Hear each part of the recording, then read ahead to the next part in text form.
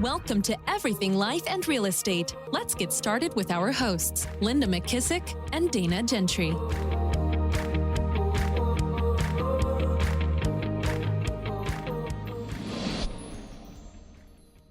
Hi, everyone. Welcome to Everything Life and Real Estate. I'm Linda McKissack. And I'm Dana Gentry. Hey, Dana, I'm super excited for our guest today.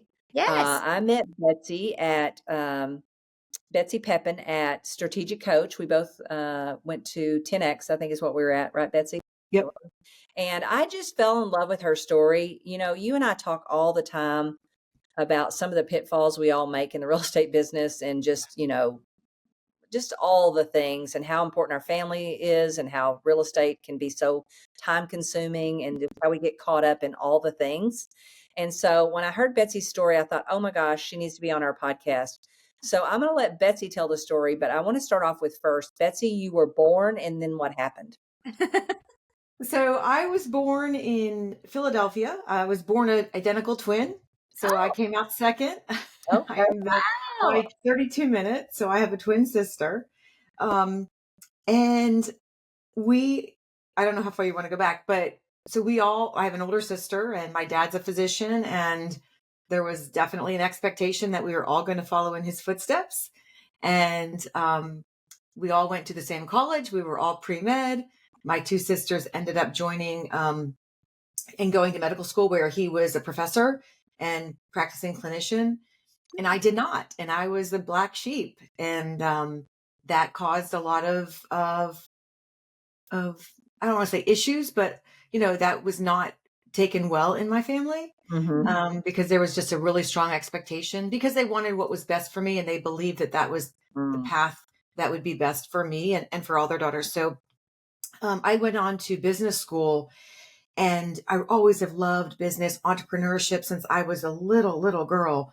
But even after graduating from business school, I went into the pharmaceutical industry for a decade. Wow. Really trying to, I think, kind of appease everybody, strangely. So I was in pharmaceutical marketing for a decade, and it took a divorce and a layoff for me to finally decide, hey, I'm going to live life and do what I want to do. And that's when I decided to pursue real estate. I started when I was 37, got my license, and that was an interesting conversation with my parents because I'm going now from their expectations of me being a physician to going into a career that requires a GED and passing a test. And 100% commission. Yes. And I was leaving a good industry and a solid industry, a stable industry. And so that was interesting. And they said, well, I remember they patted me on the knee or shoulder or something and said, Betsy, you go do what you want to do. But just know that we can't be your realtor. And I was so hurt. I mean, my family and I are very close. And I'm like, Mom, why wouldn't you use your own daughter to be your realtor?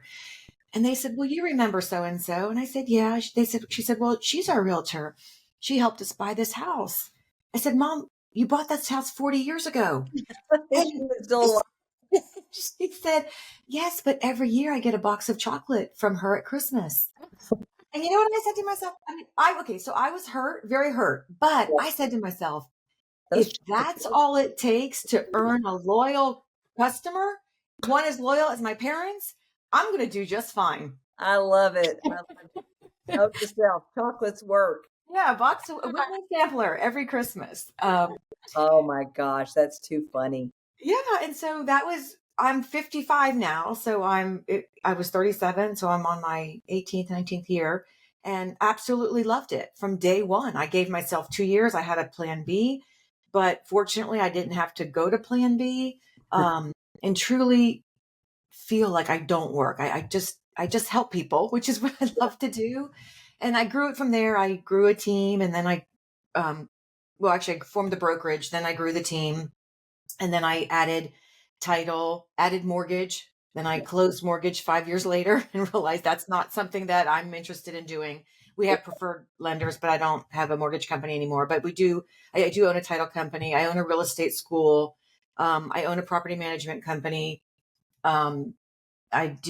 we have a short-term rental business. And then also what I think I'm most excited about and proud of is our nonprofit Pepine Gives. And that's an organization that it's a 501c3, similar to, KW has their KW Cares, but on a smaller level because I'm not franchised. And we provide affordable housing to local cost burden families. In fact, we're doing a dedication as we speak right now. We're doing a dedication to a family downtown that's moving into their home today. That's Wow. awesome. That's so Yeah. good. Yeah. So that's my life in a very small nutshell. That's Wow. awesome. What I want to know is, has the parents accepted it yet? Are they still struggling? I love my parents. And they do accept it now. And Yeah. now I'm, they're one of my biggest fans. Yeah. It did take me showing success. Yeah. They were afraid to, it's funny because when I got into real estate, I was very blessed. I'm a very hard worker. I'm very disciplined. And so I did very well initially. And everyone assumed it was because my dad was feeding me leads. And nobody realized I wasn't getting anything from my folks. They're going to that lady with them chocolates. I know. So, Oh my but God. yeah. That's so funny. That's Yeah. hilarious. So kind of walk me through, you got into real estate. I was really loved your story about, I guess Yes. maybe it was while you went through your divorce. So kind of talk to us a little bit about that.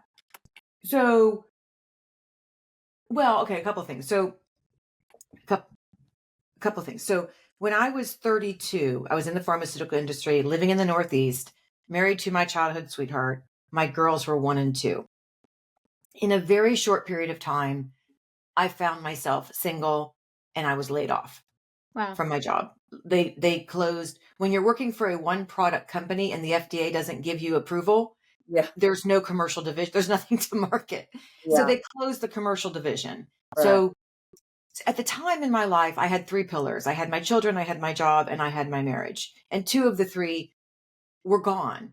Mhm. And when you're sitting on a 3-legged stool and 2 legs go out, Mhm. you find yourself on the floor. Yeah. And I vowed it took me, really a couple of years to just really regroup, feel like building a solid foundation of life. And how do you build a life? We're not taught that in school.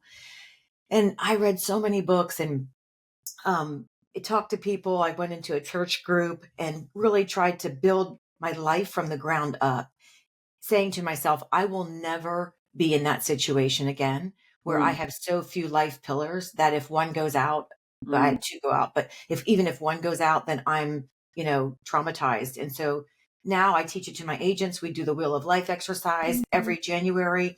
Agents pick 6 to 8 life pillars. Career is only one of them. Mhm. And making sure that we have goals set in each of those. And that what I like to do is take it a step further and help them if they can't, but encourage them all to find mentors in each of those life pillars, because your career mentor is not going to be your spiritual mentor or your health mentor, or if you're working on a particular hobby or whatever your life pillars are. So having those pillars, so really having a solid foundation. But then I think, Linda, what you're alluding to is, so then that took me to finding real estate and getting on track and doing really well. Well, then when I was in my mid to late 40s, I really was feeling unsettled and unhappy. And on paper, my life looked great. We had we'd been recognized by the Wall Street Journal, the Forbes fastest growing companies, Inc. 5000. I mean, just so many different national, regional, and state awards Mhm. for the companies that I had grown. But I wasn't happy. Mm.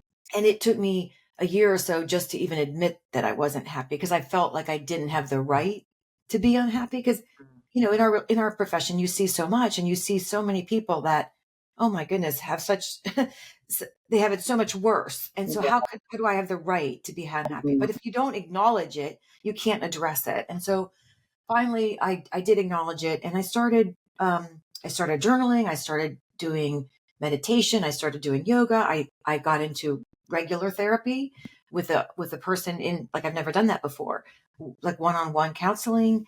I did some bioenergetics work, and the theme was that the source of my unhappiness was this feeling of confinement and living by these expectations and opinions and beliefs. And I was feeling like I was put in these boxes that weren't designed by me, that I didn't want, but I found myself in and struggled to get out of.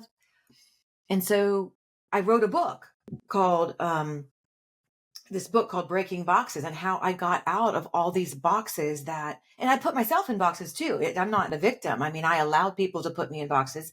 I stayed in boxes. I put myself in boxes. And so in one of those boxes that I talked about at Strategic Coach was, here I am, a realtor. And, so I had the 2 kids and me. And I just kind of did what I saw all my buyers do, is when your family starts growing, you buy bigger and bigger houses. And when your businesses start to grow, you buy a house that looks like, you play the role. So I bought this ginormous house with my 2 girls, and it worked for a while because I ran the business out of the house for a while, but then it didn't work. And, but when I got real with myself, like, the house never worked. The house never felt like home. We were living in almost 5,000 square feet. We texted each other to see if we were home. We truly did. I literally got my 10,000 steps doing laundry. I mean, it was ridiculous. Yeah. And so I went on this, I'm like, okay, I got to find a new house because this is not working for me. And I was struggling, and months go by, and I'm looking at houses and nothing's feeling right. And I'm like, oh my gosh, I am the broker of the American dream, and I cannot find my own next house. And so one night I was so frustrated. I called my twin sister. Now, growing up, I was so fortunate that I grew up in one house my whole life. Next door, with a sidewalk connecting it, I grew up next to my grandparents. And so I called my twin sister. I said, Ann, I just wish Grams's house would come up for sale. My grandmother had passed away. We had sold her house. And I said, it would just be the perfect house for me and my girls. The next morning, I get a phone call. This guy calls me, said, Betsy, I want you to come. I'd like you to come list this house. I said, okay, sure. Tell me the address. Tells me the address. And I freeze. It is the address of my grandmother's house. Oh my God. It gives me chill bumps every time I hear her say it. It was crazy. Literally, I said, Juan, I am not going to come list the house. I'm going to come buy it. I mean, I threw all my negotiation skills out the window. I ran over with the purchase and sale agreement, paid 20% over price. So I said, okay, and I showed him the comps. I'm like, here's 20% over asking. He said, well, I need to stay in the house. He's a professor. I need to stay in the house until May. This is now February. I said, fine, live rent free. I don't care. So he stays rent free for 3 months while he finishes up his classes. I said, no inspections. I know this house like the back of my hand. I don't really care what's wrong with it. I can fix it. Wow. He's like, oh, this sounds great, Betsy. Give me 24 hours to think about it. And I was like, what? He's like, yeah, I want to run it by another realtor. I'm like, no. So I had to go home without my house. And it was a very tense 24 hours. But the next day, Juan Carlos called and said he had run it by another realtor. And thank goodness that realtor told him, he said, Juan, that looks like an offer that's too good to pass up. Yeah. And so he sold me my grandmother's house back, which was so interesting because my grandmother, I was named after my grandmother. And so the sequence of deeds, it's just her name, his name, and then it's back to, it looks like her name because we have the identical name. So it came full circle. And literally the first day we were in the house, my daughter, and I wasn't sure how they would take it because, sometimes teens are a little bit, they may not taking, I mean, this house is this is the house I'm in, 1,600 square feet. So we go from 5,000 square feet to 1,600 square feet. The first day when my one daughter comes up to me and said, Mom, this feels like home. Oh. So it's just so lovely. I mean, I love it to pieces. And we've already decided this house it's never going to leave the family. So but it was a thought, that I felt like I needed to have. And then when I realized I was in it, I'm like, no, this is not for me. So I love this. So let's think about other people. So how do you identify like what the boxes are when you, I mean, I love this, the way you're explaining the confinement, because I know that feeling, and I know that I'm going to try to figure out how to come out of it. But Yeah. for other people that are listening and they're feeling this constraint, they're not really sure what it's tied to, what are some of the ways that they can kind of figure out what that box is, or Yeah. that a box isn't working? Yeah. So for me, so boxes tend to fall in some categories. Your role in life, like, Yeah. so the good mom box, the good wife box, the good spouse box, whatever roles you're playing to other people in your life, just put a adjective in front of it, usually good, Mhm. or so that's a sign, any kind of role you're playing. Your occupation puts us in boxes. Our gender, anybody's gender, regardless of how you identify, puts you in a box. And then society, religion, your sphere, your friends and family, your sphere puts you in boxes. So those are kind of some key groups that I find the boxes tend to fall into. Mm. But also personality traits. I mean, I was speaking with one guy. He was this very, very tall African American guy, probably 250, very muscular. And I said, "What are some of your boxes?" And he surprised me. He's like, "Oh, everyone assumes I'm a football player." Mm. Oh, I was like, "Oh, no one's ever assumed I was a football player." But I thought that was interesting. So, I mean, sometimes it's your your body traits. If you're tall, people assume you play basketball. Things like that. So those are some of the common boxes for me, which started me on this journey of feeling unhappy. So I was feeling unhappy in my late 40s and couldn't figure it out. About a year goes by and I'm scrolling on the internet one day and I come across this picture. I don't know if you can see it. It's a picture of a young girl. yeah. It says she's in her, looks like a one piece bathing suit, arms and legs spread out as wide as can be, across in her bathing suit, rain pouring down her face, but her smile is just this pure unbridled joy. Yeah. And across her body is remember her, she's still there inside you, waiting, let's go get her. Well, when I saw this, I froze. I printed it out, put it on Canvas. You can see it's on Canvas. Yeah. I have it hanging up in my office at work. It's my screensaver. I'm like, I want whatever that is. And Mhm.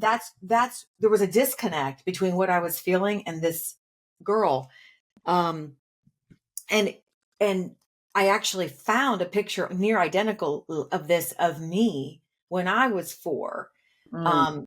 doing some photo work. And I thought, oh my gosh, I used to be this. And somehow I lost my way. So I think for me, it's also feelings. And that was hard for me because I was raised in a family where it was always asked, Betsy, what do you think? What do Mhm. the facts tell you?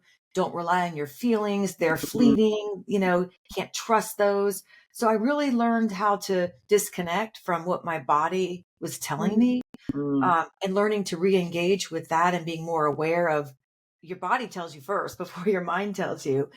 So just being more cognizant of how you feel about certain situations Mhm. usually is the first clue that something is not working in your life, and you could move toward something that's going to be more authentic to you. I Mm. feel like so many people, like Mm. this relates to so many people. Yeah.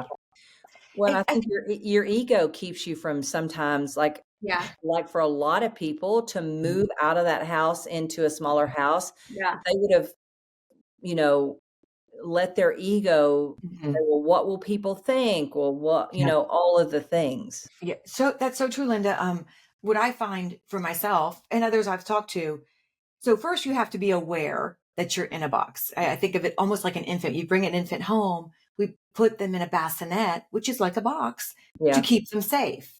And boxes can keep us safe. And the infant is so young, they don't even recognize there's life outside the box, right? Yeah. But then as you get older, you're a toddler, you're in a crib, you see life outside the crib. You start trying to get over the crib. So we as adults, some of us, and in some situations, and myself included, we're not even aware that we're Mhm. in a box, Yeah. which means we're not aware that there's choices outside of the box. Mhm. Once we become aware, usually if we stay and the box is not serving us, it's because of fear. And it's Mhm. fear of failure or fear of loss. Mhm. Um, and I tell this to my agents. So fear of failure, like that just does not, that's another box. That Mhm. is a mental construct. I mean, dogs don't, I've got 2 dogs sitting in my room right now. Dogs don't dogs don't contemplate, did I just fail, doing that? They Yeah. don't. We assign that to ourselves and to other people, but that's just a mental game that you need to just ban from playing. To me, it's a pivot, it's a learning, it's a lesson, but there's no failure. Unexpected, maybe the outcome was unexpected, but it's not failure. So that one, I feel like we can just rule out rationally.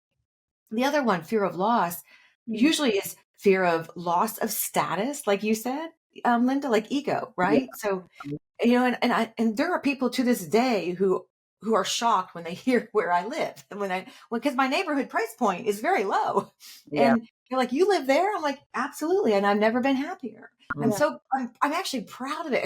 It's just so me. I just feel like I'm living the life that I'm truly designed to live now. When I lived in the big house, I felt like a fraud. I also had a Rolex, and I would always roll my sleeves down because I didn't want to see my Rolex. Like I just thought that's not me. I'm not judging people who want to wear a Rolex, but Right. that didn't fit with me and my personality. Right. So I sold that on, I sold that with the house. So the status, and I always say, if my ego is getting in the way, I just visually, I say, Betsy, you got to put your ego on the shelf. And I mentally put my ego on the shelf. And like, let's just move forward. And that really helps me get rid of the ego Mhm. that's trying to make decisions for me. I think the other two fears are fear of social connection and losing that. When you change boxes or move out of one into nothing or into another, you're ruffling feathers. It's a game of chess. And Mhm. once you move a piece, you're upsetting the apple cart. Mhm. Um, but but maybe that's okay, right? I Yeah. mean, I put my fears on paper, and once I put it on paper, it seems they're not as scary. So I'm like, okay, if some people don't like me now because I live in a smaller house, did I did I want them to be in my circle anyway? Yeah. So usually when you walk yourself through that, it resolves itself on paper. Yeah. And Yeah. then the final one is loss of financial security. And I actually did figure that when I got out of the healthcare box and moved into the real estate box. Um, and for that one, I mean, it's a very real fear. Uh, I set up some parameters where I had 2 years of savings, so I knew my girls and I could live on rice and beans for 2 years, even if I didn't sell anything. Mhm. So that gave me comfort. Nowadays, and that was in 2006. Nowadays, there's so many ways people are making side businesses, even if you have to Uber or Yeah. Instacart or whatever. So that I think that is less of an issue nowadays than it was for me back 20 years ago. Yeah. Mhm. Yeah. Yeah. Well, I Yeah. think the first box you got out of was the box in your family that you had to be in the medical field Yeah. without even realizing you got Yeah. out of a box Yeah. without even realizing it. Yeah. So tell us a little bit about your book. Where can people find it? Yeah. It's on Amazon, Books a Million, Barnes and Noble, and it's soft hardback. There's a like a Kindle version ebook, and there's also Audible that I read. Was there a goal in mind? Having written books myself, I always say you got to figure out what you want the purpose you want the book to serve. What was your purpose in the book? Was it to Yeah. enlighten people about boxes? What do you Yeah, think the goal so of the book? everyone asks that because they're like, "This is not a lead gen book on real estate." It's not. It was truly. If I told my editor, if I could change the way one reader viewed their life Yeah. to Mhm. the point where they made a positive change in it, then the effort was worth it, Mhm. and that was my goal. It is my goal, and several people after reading it have said they've called me and they said, "Oh my gosh, I see things now that I because sometimes it's hard to see the boxes until they're brought to your attention." So it's just really just a discussion on the boxes. It's certainly not preaching how to view the boxes and what you should do. It's just an eye-opening way of looking at your life and perhaps some of the boxes we may be in and some of the boxes we put others in. Yeah. Mhm. Yeah. Yeah. So I think good. yeah, I think the biggest thing is to learn to be aware of your feelings around maybe boxes that you're in that you haven't even realized is a box yet, right? Yeah. maybe we walked in without realizing, well, I can do this, but it might become a box. Yeah. Awesome. All right, Dana, last final questions. Betsy, tell us one great thing that you have learned from Strategic Coach, because I know you're in Strategic Coach with me, and we love Strategic Coach stuff on here. I love it. I mean, I love being surrounded by people who are, like I said, sometimes in real estate, it's very isolating. Yes. And so you're with your peeps. I love that. I think it's taught me, I love the who, not how. I'm always I have a daily tracker. So I'm tracking, I always have habits I'm working on. And I have who'd up as one of my things. So every day I am constantly saying, did I who up today? Did I give out some other task that I didn't want? That's not in my unique ability. So that probably is the biggest life changer for me. Yeah. And then everyone's so much happier because I'm in my sweet spot. So that I love. Yeah, probably that one. Yeah. Yeah. Dana and I talk about who, not how all the time. At certain levels in people's life, the only question you should ask is who. Yeah. Yeah, exactly. Love that. That's Yeah. true. So true. Well, Dana, any final questions you have for Betsy before we let her go? No, I just can't wait to read the book, actually. This is so good. I think this is one more book on our list, right? I know, but I think this is so great, Betsy. I just love that you're very inspiring. I love that you are living like your life, your best life. Thank you. And I think it's so hard to get wrapped up in everything else that's out there. So it's refreshing to hear that you are successful and happy and you're living your best life. I just think it's such an inspiration. Yeah, and it's not a story of, her not succeeding or having achievement. It's honestly figuring out if there's a box that's confining her, that's not letting her live authentically to herself. Totally. Yeah. Love that. Love that. Any final thoughts, Betsy, you'd want to leave everybody with? No, if they want more, if they want to learn more about me or sign up for my free newsletter, it's at my name, betsypepine.com. That's awesome. Great. We'll put a link to that in the show notes. Okay, perfect. Too. And we'll put a link to the book also in the show notes. Betsy, I hope I can see you at the next Strategic Coach. Yes, I'll see you in December.